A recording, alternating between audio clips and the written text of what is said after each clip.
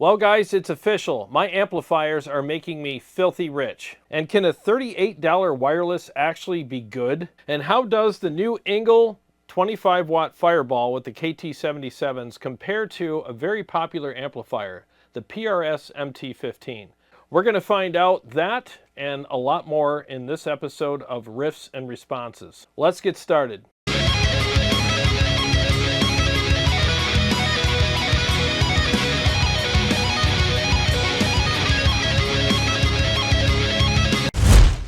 Hey guys, thanks for joining me for today's episode. I don't know what number it is, whatever, Riffs and Responses, episode number 1 trillion. I have to get this episode done quickly because I got to go wash trucks tonight. And so while you're watching this, I'm getting mud and dirt splattered in my face. So I hope you feel good about that. Anyways, let's kick things off with a little shootout between this new Engl amp, the 25-watt Fireball with KT77s, against the 6L6 MT15. Let's do some riffs, and I'll turn off the boost pedal. Let's hear what they sound like without the boost, and I'll engage the boost and piss off all the boost Karens and see how they sound with that. Pay attention to the screen. When you see the MT15 in the corner there, I'm playing that. When you don't, that means I'm playing the Engl.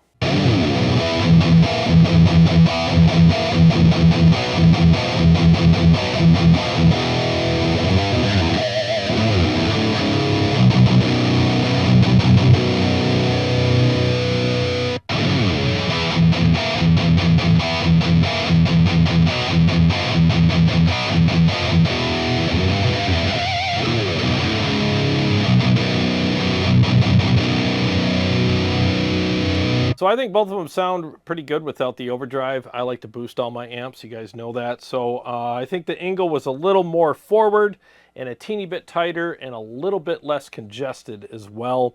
And I just think the top end is a little different. I mean, the MT15 is known to be a little on the dark side. Not a big deal. I think it's a great sounding amplifier, but the Engl has a little more top end and a little more presence. So it's like a step ahead of it as far as like a mix would go.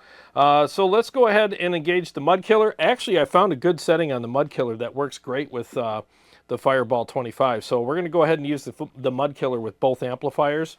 I just had to turn the fat skinny down. I just had to turn the fat skinny knob down a little bit. I had it up too high and it got a little choked sounding. So I got it down to about 10 o'clock now, more on the fat side, and I think it sounds great. All right, so let's go ahead and see how they compare with the boost engaged.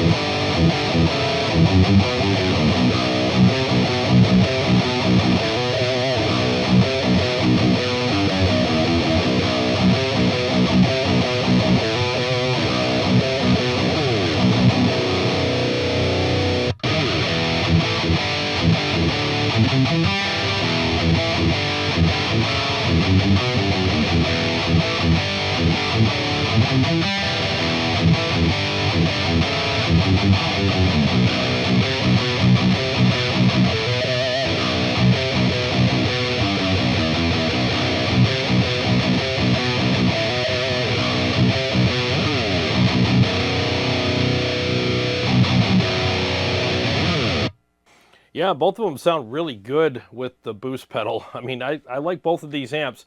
What I will say is the Engl is definitely less congested. You're going to get less congestion here. The top end's a little clearer, a little more open, and both of them sound great, like I said. But you're going to get, more features with the Engl. It does cost more, so you're going to get the mid boost. You're also going to get the noise gate and the power soak, and along with the power soak on the Engl, you're also going to get the multi-watt settings. Now let's just check out the clean channels really quick on both amps and see how those sound.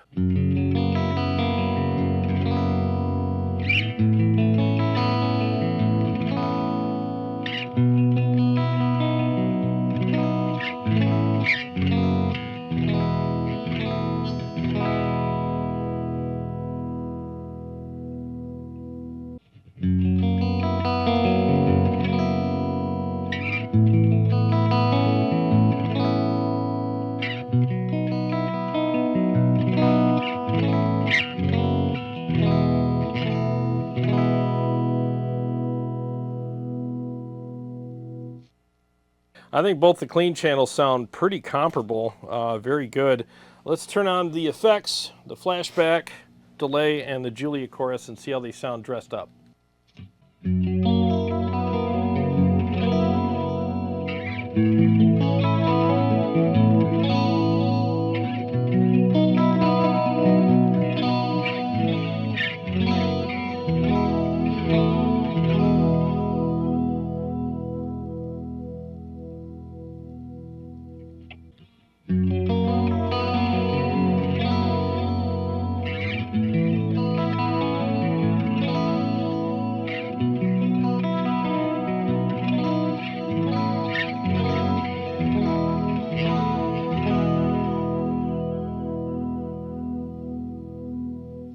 I think the clean channels are pretty much a tie in a lot of ways. I mean, they both sound really good. I mean, the MT15 is known to have a beautiful clean channel, and so is the Fireball. So I think, yeah, I'd consider them a tie there. But for my personal taste, I kind of like the clarity and the little less congested and better top end on the Engl Fireball. But that being said, I still love my MT15. I think it's one of the best lunchbox amps out there. But if I was to pick one to do some recording with or to play live with or whatever, and I had to just pick one, right now the way things are, I would go with the Engl. I just think it's a superior amp for my personal taste. You know, for you guys, you might pick something different, but I really do like this amp, and the more I get to know it, the more I like it. And I think it's definitely one of the best sounding lower wattage amps out there. And when you consider the features and the price, I mean, the price is actually really good on this. $13.99 for an amp that offers all this. I mean, that's pretty damn good. You know, I mean, you're getting two really good channels, top-notch channels, especially in their class. Very, very good. You get the noise gate, you get the mid push, you know, the mid boost, and all the gain you could probably stand. I mean, I have the gain at like just under 3 o'clock here, and it's perfect. Great low end, fullness, takes a boost pedal like a champ. Sounds good without one if you're one of those guys. So great effects loop as well. So yeah, I'd say this is definitely a huge, huge winner in the lunchbox or lower wattage category. A lot of people have been asking me about these two amplifiers and how they compare, so I hope this helped you guys out. And another thing I wanted to make a note of, and I've said this in other videos with the Engl, is I actually prefer, and I'm going by memory here, I actually prefer the voicing of this amp over the 100-watt counterpart, because I don't know what they did. I have no idea. I have no inside scoop, but I just think that this one is a little less congested than the 100-watt, and I just like the way the top end sounds. And again, it has plenty of low end, and I just like the overall voicing and richness of the gain in this amp. It just sounds incredible. So another thing I wanted to talk to you guys about in this video is a company called Xtuga. They actually reached out to me. They emailed me about a week ago and asked me if I'd be interested in taking a look at their wireless system. And, you know, I get a lot of emails like this nowadays, and a lot of them I respond to and see what their product's all about. And as the further I look into it, the more I'm like, nah, this seems kind of sketchy and I don't want to deal with it. But this one I looked into and saw some other videos about it, and I'm like, you know what, I'll take a chance and check it out. And they are paying me for this demo, but if I didn't like it, I wouldn't be doing this demo. And so far in the video, I've been using this wireless for, you know, the shootout with the Engl and the PRS amp, and it's worked really well. Like, I unboxed it last night. I used it for a couple hours upstairs with my Spark amp with a lot of practicing, and this morning used it and tested it out. I've had zero issues with it, and I have Wi-Fi extenders throughout the house as well. And some wirelesses don't agree with those. That you get a lot of problems with them, a lot of interception. But with this one, I've had zero issues, and it's worked perfectly.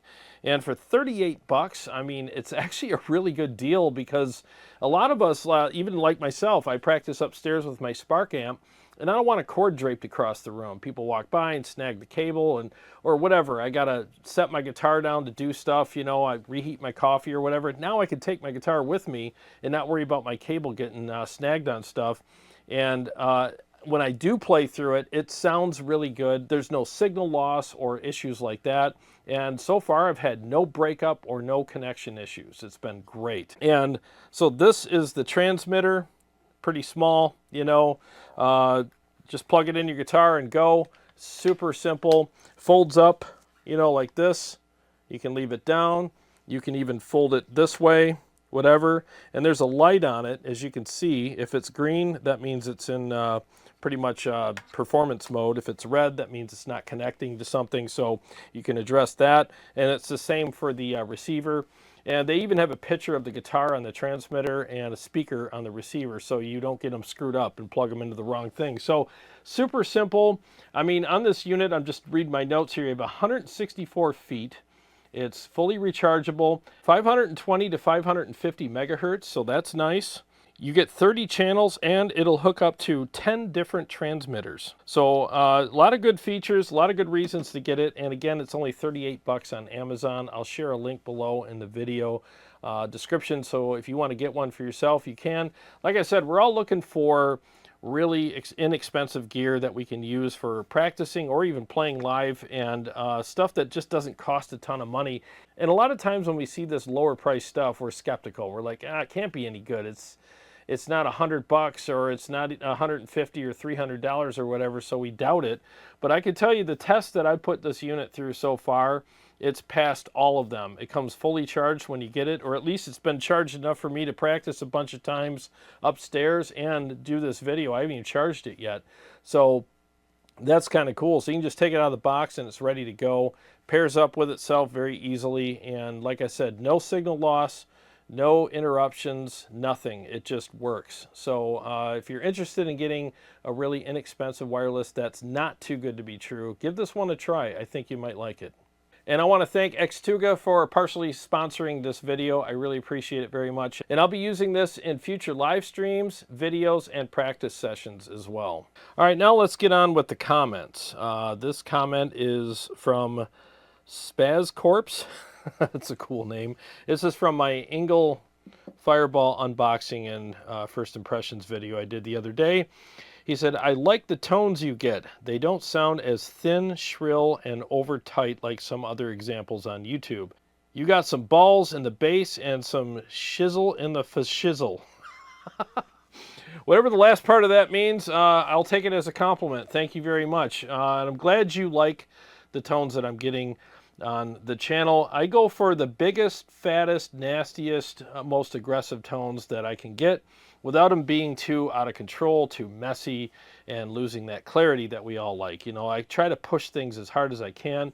And part of the secret that I have here as well is I dial in amps to sound good when they're boosted. You know, a lot of guys dial them in to sound good without a boost, and then they boost it and it thins it out too much, and then they wonder why. I try to dial them in so they sound good with a boost pedal because I prefer boost pedals. And I also use the Royer 121, which is a really expensive but very nice ribbon mic, paired with the Shure SM57 on my cabs in the sweet spot, and they're in phase. They have that special clip so that they're in phase with each other. So I'm capturing a bigger part of the cab. You know, I'm capturing the low end, the low mids, the highs, the high mids, all that stuff between two mics. You have two different voiced mics paired together, kind of filling in with what each other isn't capturing. And they're in different spots, so you're capturing everything that that speaker cabinet has to offer. So I'm giving you a full spectrum of sound, you know. Nothing wrong with miking a cab with SM57. I get it. A lot of guys do it. No shame in that. But I just try to give you a fuller spectrum of sound when I'm doing these demos because I want everything to sound as good as it can. And there's no processing. I'm not doing any EQ, compression, or anything on the mics. So it's just raw tones is what you're getting here. And that's what I go for, and I'm glad that it works for you. Thank you so much for the compliment. This next comment is from Big Mike. 9572. What's up, Big Mike? How you doing, man? He said, Jarrod, get your hands on a Bogner Uber Ultra and be prepared to keep it when you get it. And you actually don't need a boost with the Uber Ultra, but I know you will. He says, the Twin Jet was Bogner's biggest flop ever. I almost got one and glad I didn't. So this is when I did that revisit on the Twin Jet. And thanks, for, Motor City, for allowing me to do that. I appreciate it. I thought it sounded better than I remembered. Maybe there was something wrong with the original amp that I demoed a couple years ago. But it still didn't work for me, you know. But I've heard nothing but good things about the Uber Ultra. So I do want to demo one of those. I'd love to have a Bogner on the shelves somewhere. Bogner's kind of legendary, and they've made a lot of great amps over the years. I mean, just because one of them didn't work for me doesn't mean that they're not good. But, you know, there's Mesa amps that don't work for me, but then there's Mesa amps that do. And obviously I have those on the shelves here. So it just depends, you know. So I will reach out to them. I called them a few times, but I'm going to have to email Reinhold and see if I can get him to send me one of his amps to do a demo with. So stay tuned to the channel for that, and thanks again for commenting, Mike. I appreciate it very much. Okay, this next comment is from my Headrush Prime A Second Look Did the Update Fix It video. And this is from Stefan Schneider, 8048, and he said, I use an HR core and I'm very happy with the amp clones. I can see no or very few differences to the originals, but a device is only as good as the person who uses it. I love it when people come on my channel and just try to take cheap shots at me, you know. It's so funny, like these days with the internet the way it is, I mean, there's so many people saying things to people online that they would never say to their face, you know. I mean, it's funny how these, you know, keyboard warriors, and I'm not calling this guy a keyboard warrior, but I think he's kind of got his foot on the grass of keyboard warrior here. It's just funny how they're always so brave when they're behind their computer or on their phone texting, but they would never say that kind of crap to people's faces. Look, man, I do capture packs for Quad Cortex, for KEMPER, and for ToneX, and I make presets for the Line 6 Helix as well. I'm even on their marketplace, and soon I'll be on ToneX's marketplace as well. And if I sucked at what I did, my sales would be way down, but they're not. In fact, last year my sales almost quadrupled what they did the year before. So, and I hear nothing but good reports from people who buy my capture packs from any of those units. I get a lot of emails from people who say, man, these sound incredible. Thanks so much for doing what you do. Keep doing it. I mean, I'm not patting myself on the back publicly here, but I'm just saying if I sucked at what I did, my capture packs wouldn't be selling as good as they are. And I can assure you that I know what I'm doing. And if I have something down here, like an amplifier down here, and I try to profile it the same way that I do with the KEMPER, the ToneX, or the Quad Cortex, and it doesn't work, then there's a problem with that unit, because all things being equal, they should all be doing the same job, but they're not. You know, and there's problems I've had with the KEMPER too, and I've made that publicly known on here. And that's why my website doesn't have a capture pack of every single one of my amplifiers, because in my opinion the KEMPER just doesn't work with every amp very well. There's some amps it works with perfectly, and there's some amps that it just completely shits the bed on, and I'm not making those capture packs or profile packs because I'm not going to sell stuff I don't think is any good, or at least up to my standard. So hopefully Headrush addresses that issue and gets it taken care of soon, because there's a lot of good things about the product. I just want to see them get more consistent with how well it does the capture process. And there's other channels that have had pretty good luck with the captures, but they're not using a mic'd cab with them. They're just doing DIs. I mean, I don't think it's that hard to capture amp static, but let's see it do an amp through a cab and mics. That's really where the rubber hits the road in my opinion. So if it can do both DIs and studio captures, I'll get on board with it. But until then, I'm just going to keep testing it periodically whenever they do updates and see how they've improved things, or if they've improved things. But thanks for commenting. I appreciate it. It gives me a chance to once again address this issue with the Headrush. And like I said, I hope they make the improvements with it that are needed. All right, this next comment is from Uh-Oh Stinky 3581. Some of these names, man. Uh-Oh Stinky? What would you... Why would you name yourself that on YouTube? But, uh-oh, Stinky. Yeah, that sounds good. I'm not, like, making fun of you. It's just funny. It cracks me up, some of these names. I had a guy on here, scent of a wheelchair cushion once. That was hysterical. I love these names. Anyways, this is on my Boss Katana Artist Mark II All Hype or Actually Good video I did a while back. He says, hey man, you should take some time to check out all the onboard features that the Katana offers. There's tons of different boosts and stuff. You just got to go through the variations by swapping through the colored settings on each one. Well, thanks for commenting. I appreciate the suggestion. Yeah, I mean, that video was just pretty much a first impressions. It wasn't a deep dive. I just wanted to hook it up and dial it in real quick and see if I can get some good tones out of it and see what it sounded like and stuff. And I thought it sounded good. For the time that I spent with it, it sounded good. I just didn't want to download all the software and sit here for hours just cycling through everything. It wasn't a paid video, so I'm not going to sit there and, spend 8 hours learning how to do a product for free. It was just a fun little idea I had to just go, well, let's just see what this is like, But if I get the chance to do some more with it, maybe I will down the road. But I appreciate you watching, and thanks for commenting. All right, this next comment was pretty interesting. This is from my Headrush Prime First Impressions video I did a while back. And this is from Reapprended Guitarra. That's the best I can pronounce it, sorry. And I'm going to read this as it's written because I'm tired of trying to make sense out of some people's, comments here. So I'm just going to read it how he said it.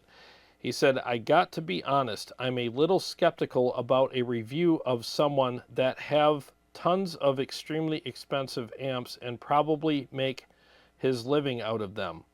It would be pretty odd for me to hear him saying, oh yeah, this multi-effect device is as good as my thousands of dollars amps. I'm not saying that I'm right. I could be wrong. I'm just thinking aloud, I guess. All right, so to your point here, you're saying I'm making money off of these amps? I mean, dude, how am I making money off of these? I actually bought these.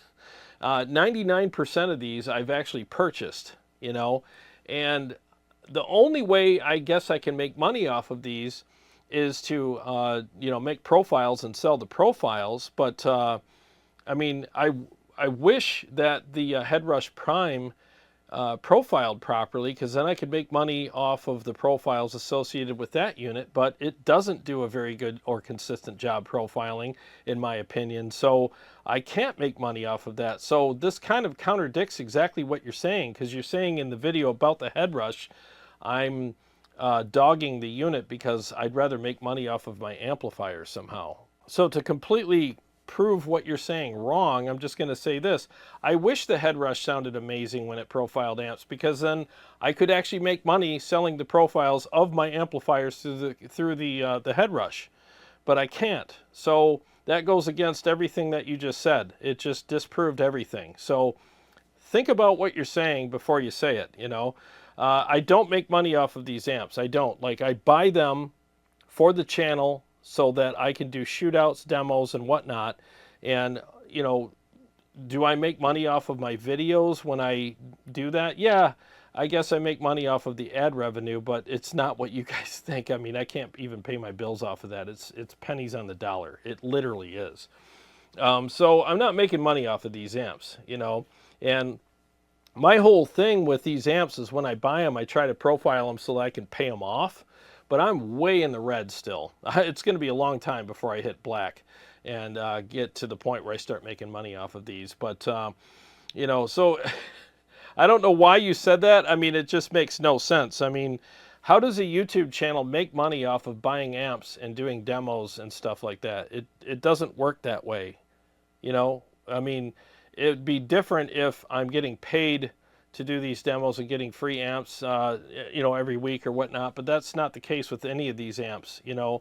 I've gotten a couple of them for free, but for the most part, I've bought all of these, and in a lot of cases, I paid full price for them. So either way, I'm spending money on them, and I'm not making money off of them, if that makes sense. So this comment is it's just weird. It's just out of left field, And I'm not trying to steer people away from buying the Headrush because somehow that would hurt my money-making abilities with these amps. That makes zero sense. If anything, like I said earlier, I'd want to steer you into the Headrush so that I can sell you captures of these amps for the Headrush. But I guess honesty has its price, right?